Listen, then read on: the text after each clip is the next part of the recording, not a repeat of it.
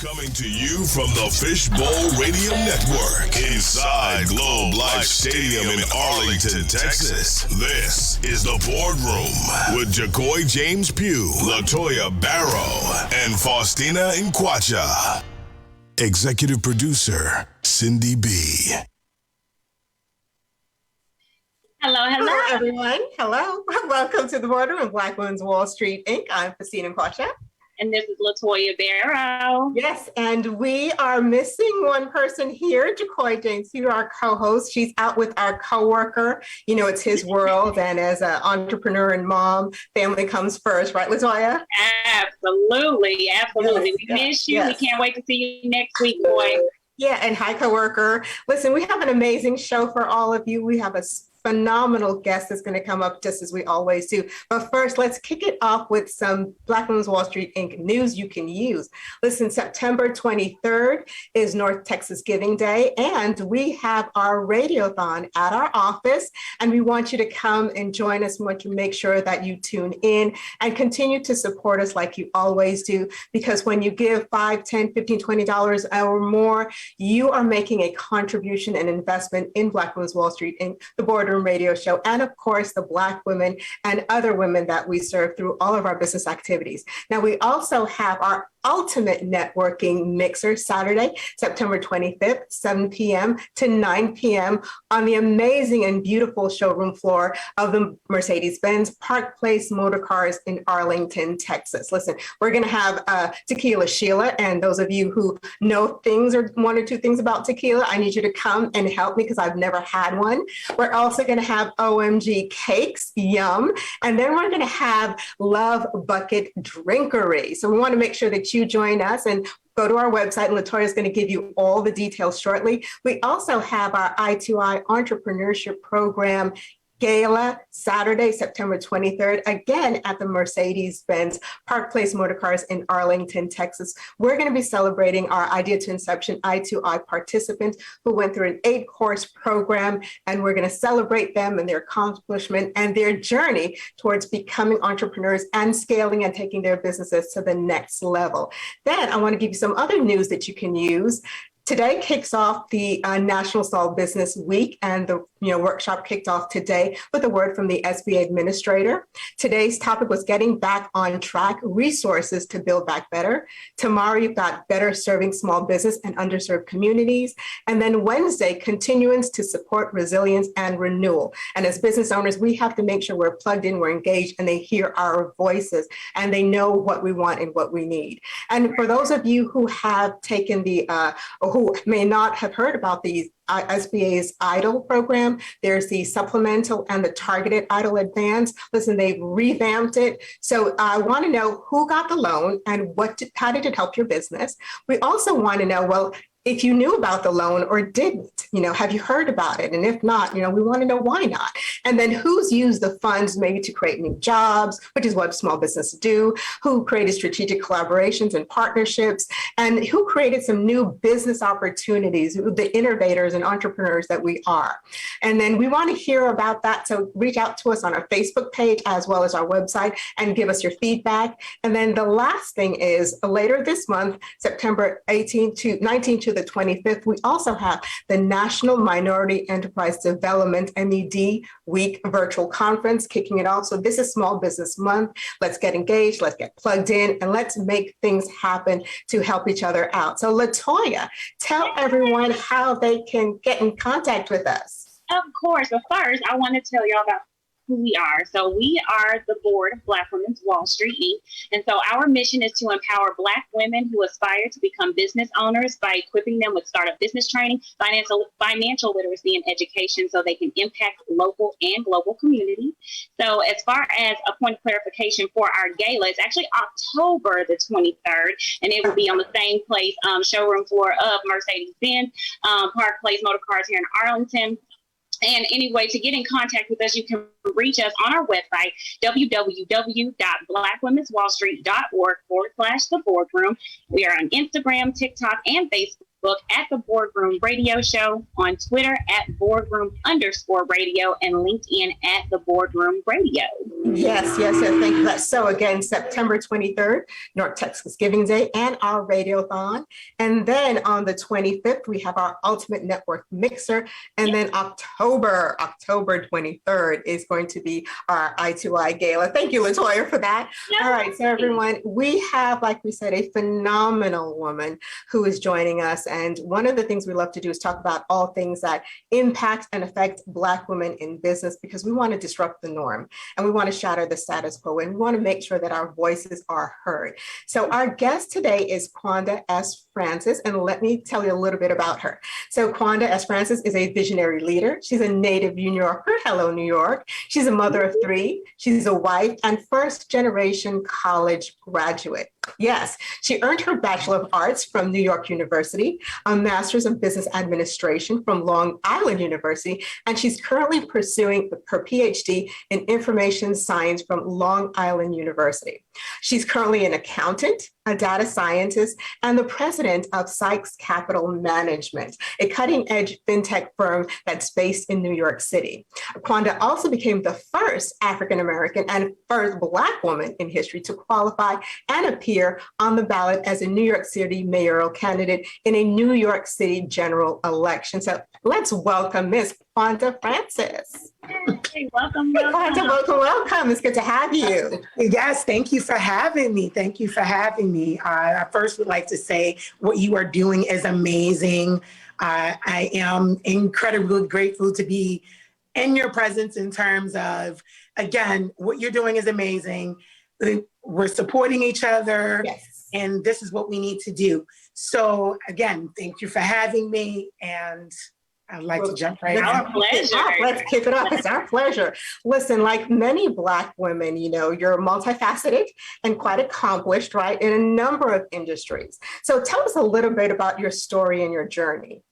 Wow. So my journey, of course, started in New York City, and I had to overcome tremendous adversity. Grew up in very humble beginnings, and was pregnant by 17, dropped out of high school, victim of domestic violence. And again, had to overcome tremendous adversity to get to where I am today. And so that's why I said what you're doing is incredible, because a lot of young women don't have role models. And when I mean role models, I mean looking at people and seeing, themselves in that individual. It's not just about, being Black and being a woman, but it's relatability. Like, can I relate to this person? Do they understand my struggles? And can I use, what they're giving me to sort of benefit myself in a way that will move my situation forward or improve, my current situation? And again, I'd like to just commend you and say this is incredible, because, in order for me to get to where I am, it wasn't just mentors, it was reading about women that I couldn't get in the same room with. It was just so many different things that I did because there weren't resources and just individuals that understand my plight. So once again, I want to say that what you are doing is amazing. Thank you.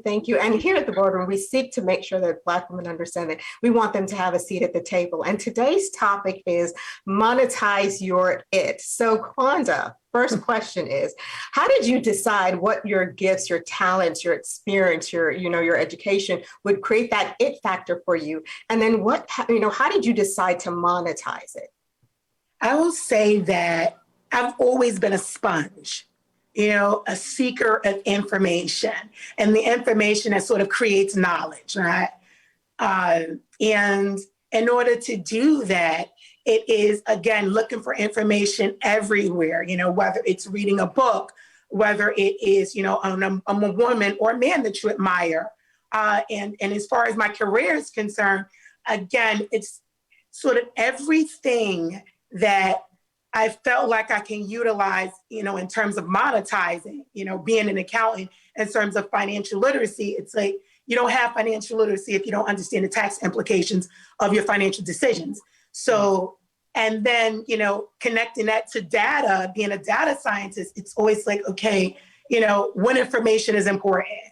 What information am I utilizing to make decisions? It's all about how I utilize information. So I started to study information, but from a technological standpoint, because I understand that information can be biased depending on who's, creating that information and, just responsible for, again, the knowledge that we derive from it. So all of these, again, being a sponge and just understanding that, in order for me to be able to monetize the things that I'm good at, I need to sort of do the sort of research that allows me, again, to pinpoint these areas that will allow me, in terms of being a strategist, to benefit from.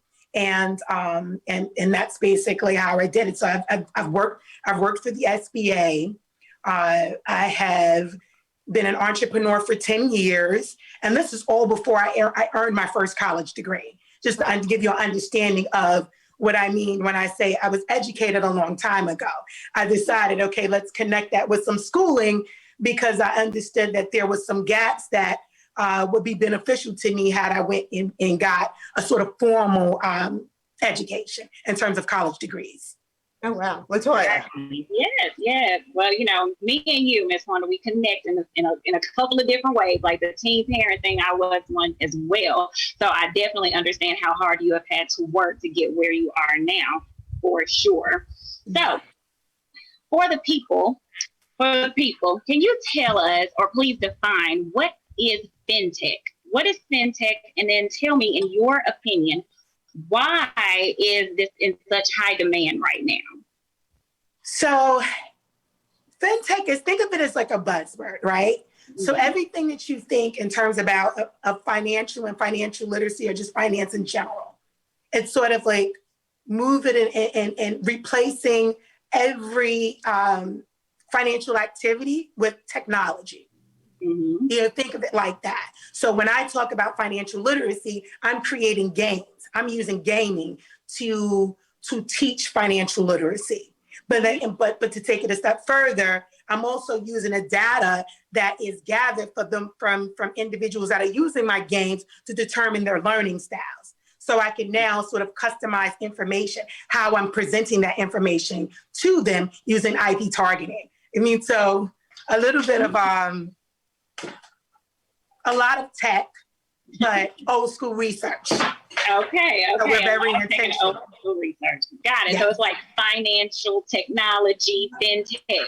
So that's what that's about, fintech. Okay. Mm-hmm. Got it. And so I guess with the technology piece of it, that's, I'm guessing, why it would be in such high demand right now, in your opinion? Yes, it is. Because again, we're talking about with the rise of Bitcoin, just with the rise of everything, that artificial intelligence and machine learning is disrupting every industry. So what that means is that technology is pushing into every industry, and that includes the financial industry. So now how we move money, everything that surrounds money is changing, and that's because of technology. So that's where like the FIN is like abbreviated for finance, and then it's like tech. So that's, really, the sort of, I guess, my definition of fintech. And again, depending on what industry you're in, it can mean a lot of different things. Okay, so let's connect the dots. How do we tie all of that in? The fintech, the venture capital. That's another thing that you're into and that we hear a lot about, but really don't know a lot about. How does that all tie into Black business, Black wealth, and the importance of financial literacy and education for our community? Okay, so again, with my company, what we do is a lot of modeling. So you mentioned, VC. What I have sort of looked at in terms of the research is that, women of color are underfunded. So I've started to look at building models that sort of remove the bias. So if we have a system where entrepreneurs are able to submit their pitch and in a way that sort of removes the bias, I feel as if more sort of, startup businesses that are like in their pre-revenue stage would have an opportunity to get funded. So it's all about innovation. And so that's the hands-on bread and butter of that it's about innovation. Looking at everything and at the way it is currently and saying, how can I utilize technology to make it better, to make it more efficient, but to benefit, for me, marginalized communities, which is my focus. with my Wow, company. I love that. And that's kind of like making sure that we understand you can't have equality if there's no equity. Yes. Equity sort of levels the playing ground and Yes. factors in the things that people tend to ignore. And that Yes. those things are so important. You know what? I just love that. You're like, I think Tony Robbins calls it a knowledge broker. And it's important for us to get the knowledge, get the information, Yes. and then apply it. Right, LaToya? Yeah, absolutely. I'm in agreement with y'all. I'm just listening, and y'all know I'm a note taker, so I'm over here looking crazy, probably trying to take notes too at the same time. So yeah, no worries. So question for you then, Ms. Quanda. So with venture capital, tell the audience for us what that is specifically, and how can a company tap into some venture capital firms? So it depends on where a company is in terms of their journey, whether they have started making money, if they're at the idea stage and they just, again, I have this great idea and how do I monetize that? Right. Or are you a company that's been in business for years and now you are looking to scale? So different VC funds sort of specialize in helping businesses at various different levels. The big issue with that is it's not a very diverse industry. So you look at the gender bias that goes into that. If it's great if we're talking about launching a cosmetics company, right? Then normally women would be associated with that. But when you talk about now technology or any other sort of company that's not normally associated with women, then this is where gender may play a really huge, and this is where gender would have an impact in terms of who receives funding versus who doesn't. But again, it starts with doing research, understanding where you are, what level a VC would consider your company to be in. So if you're pre-seed, or if you're pre-revenue, you need to look at VC firms that specifically, or angel investors that specifically fund businesses that have not made a profit, or or one that's at an idea stage. You want to look at the specific industry, right? If you're a technology firm, you want to look for VC firms that fund technology companies. If you are, again, I will give it cosmetics, you want to look at VC firms that fund cosmetic companies, but then you also want to pay attention to what stage they fund, because that's very important. Right. So it's going to be a lot of research on the individual part of the company to be able to figure out how to tap into their specific industry VC.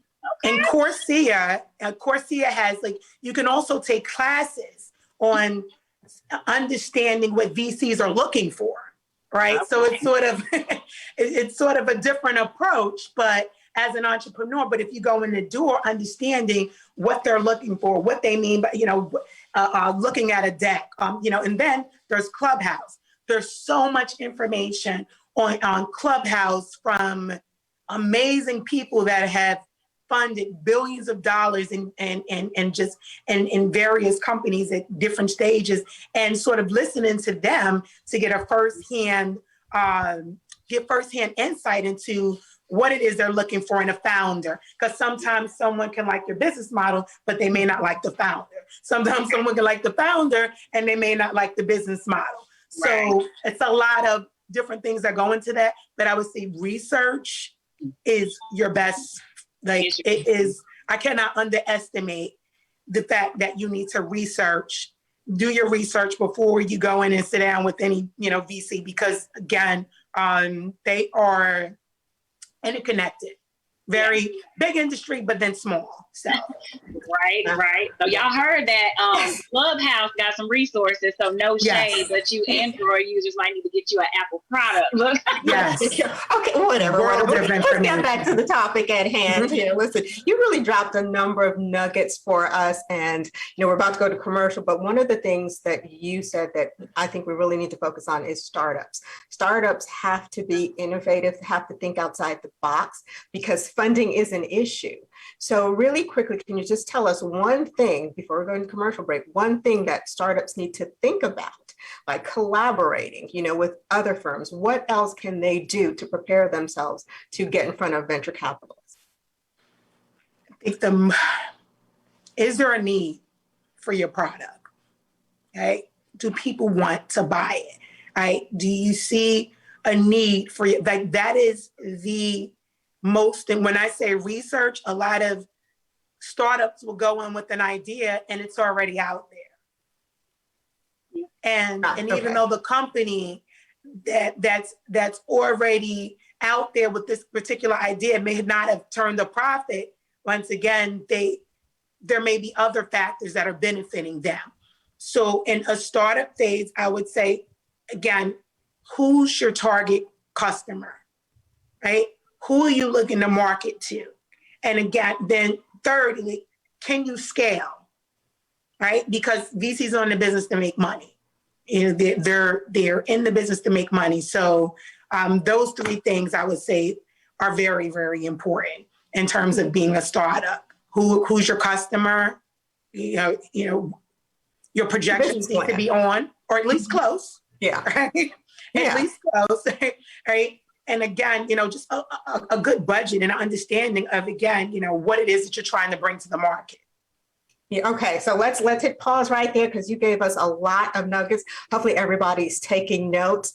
And we're going to go to a commercial break, then we're going to come back and talk a little bit more with Quanda S Francis about Monetize Your It. So don't go anywhere. We'll be right back on the Boardroom with Black Women's Wall Street Inc., where you always have a seat at the table. Let's keep the conversation going. It's the Boardroom with Black Women's Wall Street Incorporated. Do you own a business that recently suffered loss of employees, revenue, and customers? Are you leaving money on the table by not having an online presence? You could be missing out on hundreds, even thousands of dollars in sales each month. Establishing an online presence is what allowed many businesses to stay open, even thrive during a time of record unemployment. I'm Melinda Williams, actress and founder of She'sGotAHabit.com. Most people know me as Bird from the hit television series Soul Food, but I'm also a hardworking entrepreneur focused on helping others expand their business to include an e-commerce selling platform. I created She'sGotAHabit.com to empower women to achieve economic wellness and better health, mind, body, and soul.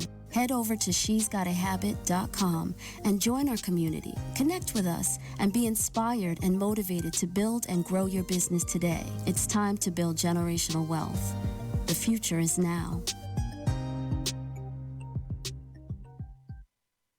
Taylormade Consulting Group is your partner when it comes to business consulting.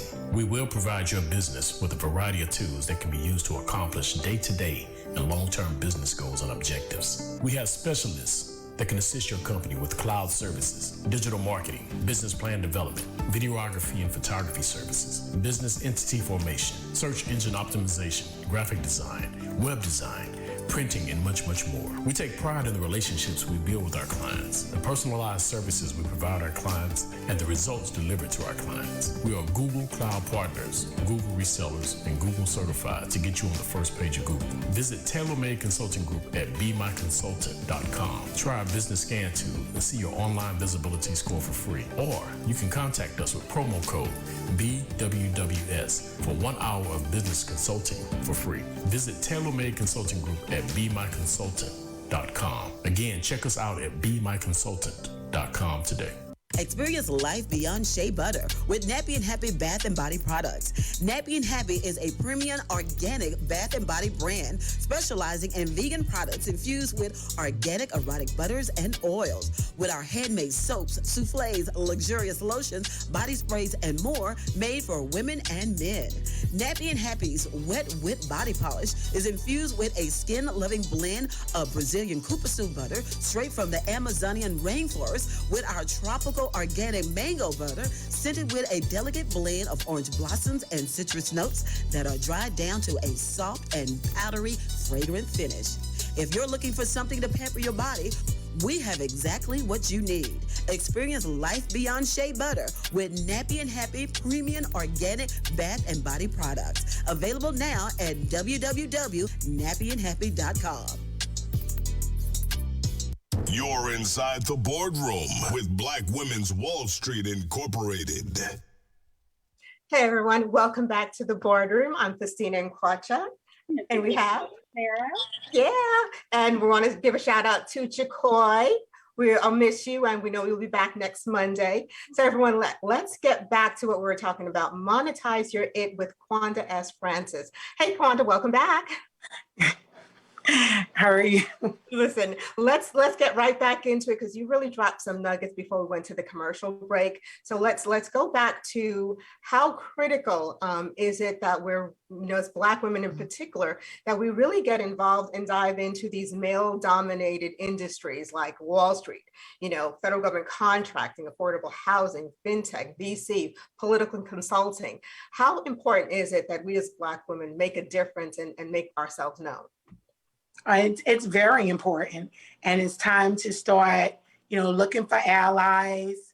And it starts with research, leveraging other brands. That's very important.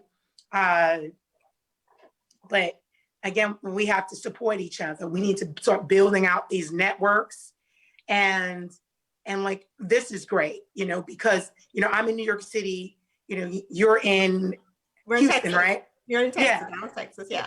In Texas, right? So this is how we sort of build these networks, in terms of everyone has a background and everyone offers expertise. And when you start sort of connecting everyone with their backgrounds and start creating opportunities and pushing into these spaces as a unit and saying, again, this is what we have to offer collectively, because that's how they come, right? They're and the men are working together, right? They're working together. And, for me, like culturally early on, it was just very different, because when people would ask me questions, I'm like, oh, yeah, that's kind of like nosy. But I came to realize that it was it was their way of probing so they can figure out how best to help me and support me. And now that I know that, I am like always looking to leverage relationships, leverage relationships and network, that don't be afraid to ask. But again, do your research and know what your ask is. So when you come to someone, you come to them and they look at you and as an asset versus a liability. And if you don't know everything that you need to know at that juncture, you're actually a liability. And you have to ask yourself, are you in the business of taking on more liabilities, or do you want to bring on an asset? Because the asset can be monetized, but a liability, I mean, yeah. Yeah. Wow. Monetize your it, Latoya. Monetize your it, girl. Monetizing not it. Let's leverage these relationships. You know what I'm saying?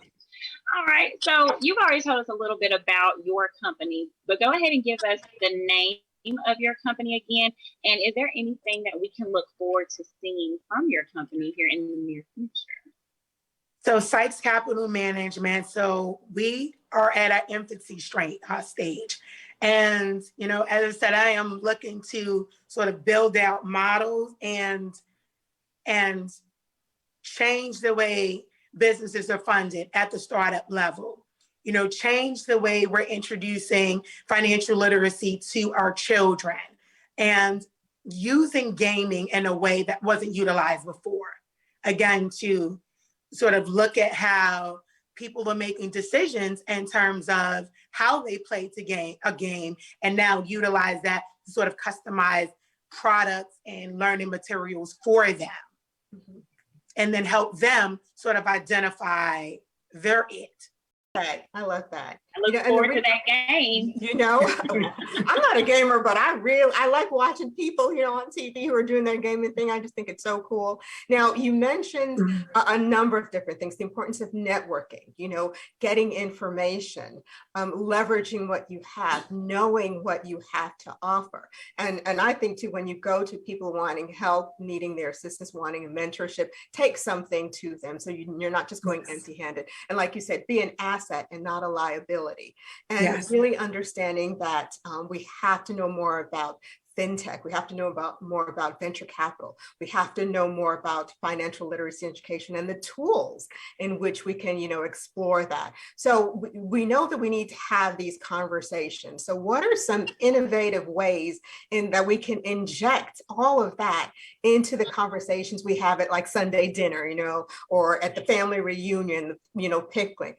What can we do to inject those conversations in schools, in our families, in our communities? Well, it starts with, having these conversations, right? If someone has a problem, then there's a business opportunity there, Then we start looking at problems as business opportunities. So what happened with you here? What happened today? And again, looking at it from a strategy standpoint, is there a way that I can create a business that can fill that need? Like that. You see, so it starts with really getting into these circles and asking these questions. A parent may have different issues from someone that doesn't have any children, but they both are individuals in the workforce, so they may be connected somewhere. But you have to, be unafraid to sort of have these conversations, even when it comes to money. What are your investments? What are you invested in this month? We don't really have, well, I don't want to say we, but again, for me, culturally in the past, when someone would ask me, well, what are you invested in? I'm like, that's a very pointed, personal question. Mm-hmm. But now if we thought about it and said, I invested in, Apple today, or, I invested in this this artificial intelligence company that specializes in, robotics. What industry are you in? I think you should look into this company. It's X, Y, and Z, per share. And that's a different way for you to also make money outside of going into looking at, a VC to fund, your business. You can also start looking for investments that can create additional income for you. So if you have a problem, look for a company that may be on the market that may be, maybe they're private and they're looking to go public.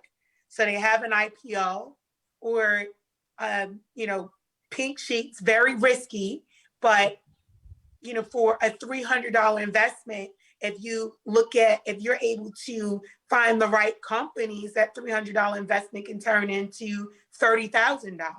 But we're not really having these conversations because, it's like a hoarding of information, like it's mine. But outside of, in the bigger context of this, there are boards that on YouTube, they're just individuals are just sharing this information so they can collectively invest in these companies. So again, it's about leveraging your relationships, doing your research, and looking at other ways to create income. That doesn't have anything to do with opening and closing a business. Because if you own a security in another company that, if you're personal assistant, wow, I need a personal assistant. Is there a company on the market that's in the stock market that's trading, that specializes in this? All of these different things, like look at your problems and say, is there a company that is innovating in this area? And if they are investing in, when they're in their infancy stages, when they're in their startup stages, is a great way to capitalize off this business. Maybe it may take 1 year, maybe it may take 5, but that very, very small investment will really be beneficial later on. Back in 2008, during the financial crash, it's like in 2009, everyone's like, oh, AIG is going to crash. AIG is going to. The accountant in me is like, no, I don't think so. So, I took a tax refund with thousands of their shares. And so, for, probably 3,000% of 3,000 times the amount that I paid for. Not double, not, so it's about, again, looking at problems, looking at industries, looking at companies and saying, wow, not only do I want to start this business, I actually want to invest in yours because I think you may have something there. Wow. And if you start doing that with small amounts, it's like seeds, they grow. Mm-hmm. Now you said something, Quanda, that really hits home. It's like when people are having those conversations, they're asking you like, oh, well, what did you invest in? You're like, that's a question I can't answer because it's too personal. I think that is something that is deeply rooted, and I don't know what it is in the Black community where we don't want to share secrets, if that makes sense. And they have all this I don't know, stuff, whatever it is, the secrets, and then nothing is being passed down. So I think it is hard for us to have those conversations, you know, at family reunions or at the dinner table with other people or other adults, because you don't want nobody in your business, and you don't want anybody to know, oh, well, if I invest in this and it fails or whatever the case may be, then I'm gonna look crazy. You know, I think that is something we all have to get out of. Yes. I think we do need to make a habit, like you said, of leveraging the relationship that we are family, Yes. you know, Yes. and that we can help each other instead of, you know, looking to hurt each other. Yes. So that is something I wanted to point out. And I think that is a very good point. Like when you feel, that's just too personal, but you in know. my business, you're in my business. You said I'm a cool Yes. you know, that kind You of want them in your business, right? Right. Yeah. Exactly. Literally. Like you want them in your business, and you want to be a thing. Again, if you see them as an asset, right? Exactly. Oh, you know what? That brings me to a question, something that we talked about and I mentioned earlier, the SBA EIDL loan. You know, a lot of people saying, well, I don't want to take on more debt. Well, and they forget that not all credit and debt is bad debt. And you mentioned, you know, we have to be innovative and we have to be creative. What if you were, and this is something I'd like you to speak on, Quanda. What if someone were to, you know, think about, I want to monetize my it, and your it is, you know, you might be a problem solver, and you were able to get the EIDL loan, and you could put people to work. You could come up with projects, put people to work, create jobs. You know, talk a little bit about getting people to make the connection between the funding that we're leaving on the table and then the opportunities that we can create for our community. Okay, well, so an economic injury loan, is that what you're referencing? Yes. So that's an opportunity for you to replace income that you may have lost as a result of a disaster or a catastrophic event. And so there's not much flexibility that you can do with that in terms of what if it was an activity that you were not doing prior to that. So that's very important to know. But in terms of changing, or again, think of fintech, innovation, right? Start looking at your expenses. Start looking at your operations. Start looking at the cost of doing business and utilize technology in a way that reduces the cost of business, right? So now you have more money, right? That the money that you are now generating to now invest in other income producing opportunities. If you are a problem solver, you may want to launch a consulting arm, right? Think about all of these different opportunities that, again, can come out of being a strategist, meaning I'm solving problems. If you associate problems with business opportunities, and then you look at a way to use technology to advance an activity, or use technology to reduce redundancy, whatever it is, right? You want to make sure that you're using technology in a way, and you're looking at innovation in a way that, again, is tied to dollars and cents, because that's when it's beneficial, right? Does it help my bottom line, right? Everything that even if it's a phone bill and it offers you an additional service with this plan that you normally wouldn't have to pay if you merged your business, or whatever it is, right? You have to look at cost saving. Because a lot of people say, I want to make more income. Okay, but that doesn't matter if you're not looking at your expenses. If you're not keeping your expenses as low as they possibly can and be. So again, that checks and balance system is when you look at monetizing everything, a big portion of that is understanding that you don't want to pay for things you don't have to. And that's what technology comes in at. Okay, because technology is there to get rid of something. That's what it's doing. That's why we had to retool and retrain our workforce, because the technology is disrupting every industry, meaning it's displacing a profession, So we have to look at that technology that's displacing that profession and say, okay, well, in terms of my business, how can this be beneficial to me? And then be in the forefront of it, right? You don't want to be there when it's disrupting, because then it's too late. Exactly. Well, look, we talked about a number of different things. And in terms of monetizing your it, it's all about knowledge. It's about research. It's about strategy, knowing your numbers, leveraging everything that you have, people and opportunities, problems, or it could be an asset to you and a way for you to monetize. And then looking at the funding that's available. And if you're a startup, looking to partner, create strategic and collaborative partnerships where you can, work one half and somebody else brings in their expertise and you all do it together. So Quanda, we are at the end of the show, and it's just been an enlightening conversation with you. Thank you so much for joining us here on the Boardroom and talking to us about monetizing your it. So just tell everyone how they can connect with you. You can connect with me at www.sykes-cm.com, which is my company's website, or you can just Google me, and there's a number of ways to contact me in terms of mail, email, number of different ways to contact me. Very busy, but email.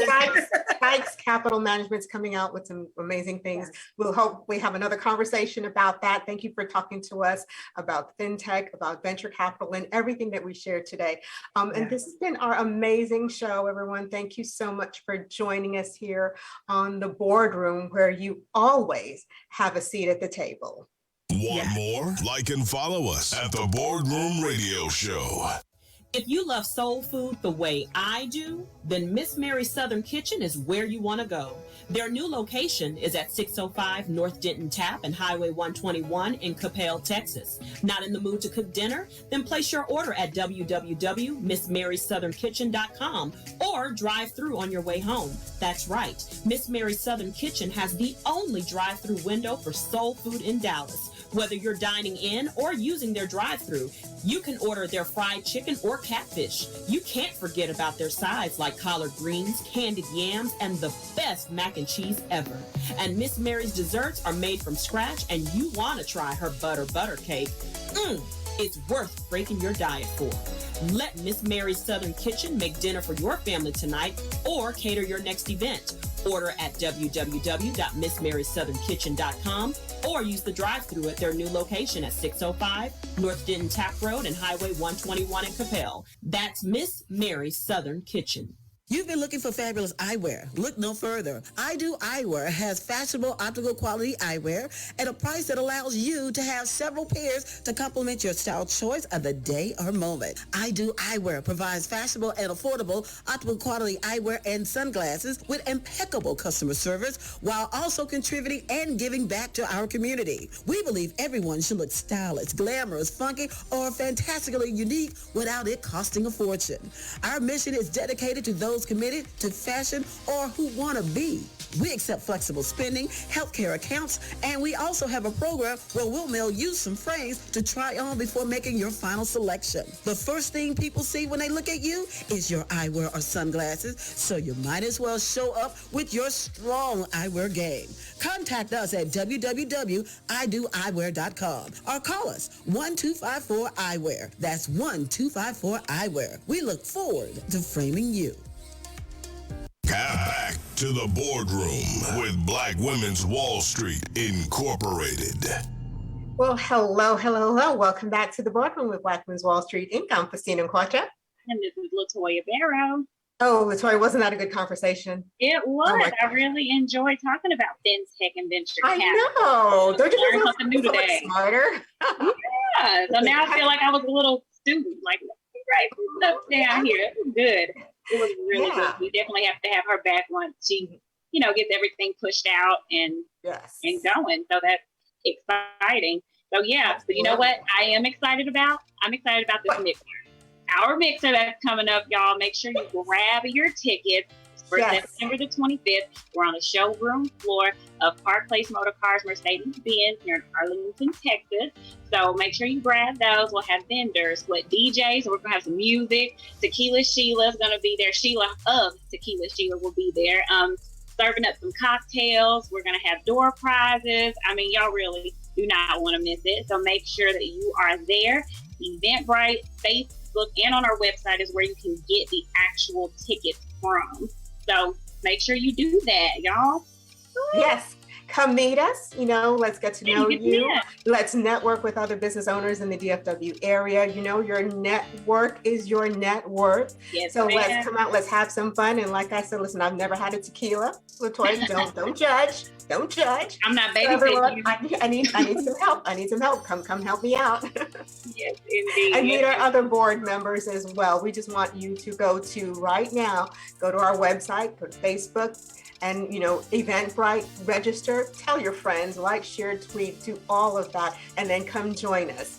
So September 23rd, right, LaToya? September 23rd is going to be the actual North Texas Giving Day. North Texas Giving The Day. 25th is going to be the mixer. So And y'all the make sure y'all mixer. do that. And then again, just so y'all can know, our website is www.blackwomen'swallstreet.org/the boardroom.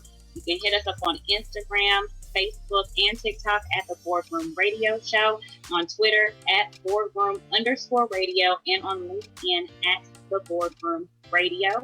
And y'all, I always keep forgetting this, but YouTube, if you miss a show, you can always watch the reruns on YouTube. We have those uploaded for your viewing pleasure and for information purposes. So definitely go subscribe, like, share all of that wonderful stuff. So I'm excited, y'all. Yes. And we're 3 years old, LaToya. Black Women's Wall Street. Yes, we are 3 years old. Yes. Happy birthday, Black Women's Wall Street. Happy And thank birthday. you to all who have supported us, are going to support us, and still are supporting us. So thank you guys so very much. Happy birthday. Happy third birthday, Black Happy Women's third Wall Street. birthday. And again, thank you and much love to our village. We appreciate you. We thank you. And your support means a lot to us because our mission is really about the Black women that we serve and making sure that we're a voice for Black women who sometimes don't feel like they have one. And the Boardroom is a platform for, Black women to have a seat at the table, to make sure that they're heard, they're seen, and we're part of the decision-making process. So that's our show. That's it. I mean, we had a great time. Thank you so much for Quanda S Francis for joining us and talking to us about Monetize Your It. Great topic, great conversation. And we'll be back next Monday. Jacoy will be here. Hey, Jacoy. And we're going to have another great conversation, right, LaToya? That's right. Can't wait to do it with you next week, girl. Yes, Same yes, time, yes, same yes, place. Yes. And more great conversation, candid conversations. Everyone, thank you so much for joining us on Facebook. And again, remember, we want to hear from you. So tell us, hey, what's going on with your business? What are you doing? How did you pivot this year? What are some of the things you want to talk about? But we really want you to come and see us at the Mixer. Yes. September 25th. We can't say that enough, right? That's right. Yes, indeed. Right. Well, thank y'all for joining us. This has been our show. We're the Boardroom with Black Women's Wall Street, Inc., where you will always have a seat at the table. We'll see you next time.